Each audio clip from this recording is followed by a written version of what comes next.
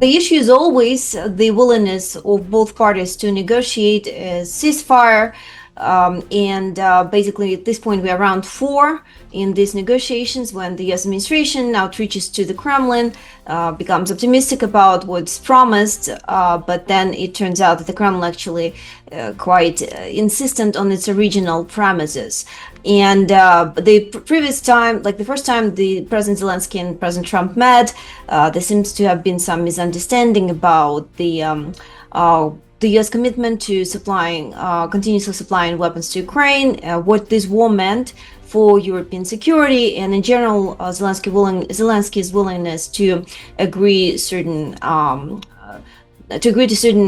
concessions that the Kremlin insisted on. I think today there is a little bit more common ground for mutual understanding, and at least President Trump claims that the Kremlin, based on the Alaska meeting that took place between President Trump and Putin on Friday, is willing to actually also make certain concessions, including allegedly more robust security guarantees for Ukraine, certain constitutional changes for Russia, sort of claiming not to violate Ukraine's borders in the future.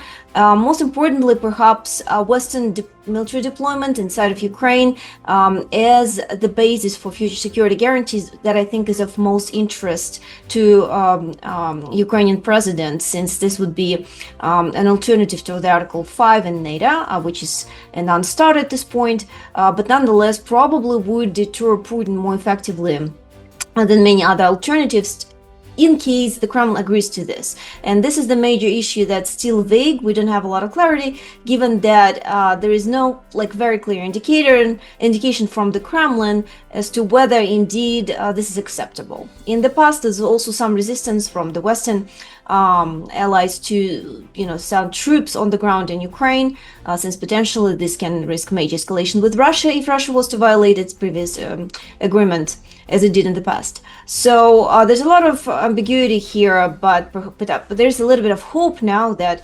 indeed this could lead somewhere that is acceptable for both parties, most importantly Ukraine in this situation, because Ukraine obviously facing an existential threat from Russia consistently. Any Russia's claims, verbal promises of certain guarantees at this point are completely unreliable, given that the Kremlin has repeatedly violated them in the past, and Ukraine is completely right to be very skeptical about any such promises. In addition, I will flag that based on our own analysis at CSIS and the situation on the front line, the Kremlin has a little bit of leeway still, right? As we speak, they keep pushing further into Ukraine, occupying very slowly, but nonetheless consistently, small villages, additional square miles on the ground in Ukraine.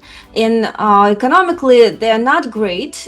They're potentially facing imminent recession, but nonetheless, this is also not a catastrophic situation for them. So that realization, that's very clear for everybody involved, sort of raises some, I think, justified skepticism as to how how honest the Kremlin is really in these promises, given that potentially the real goal may be just to procrastinate this conversation, offering vague promises. Notice how President Trump has shifted from his original impetus on immediate ceasefire to now claiming that we need to negotiate a long-term peace agreement. This is actually something that Putin was promising from the start, and this is certainly concerning for everyone involved on the Ukrainian side, given that this potentially is what the Kremlin is trying to achieve. Try to prolongate these talks, there's no point in a ceasefire, let's talk about this major peace deal. In the meantime, Putin is gaining time to allow him to keep pushing on the ground in Ukraine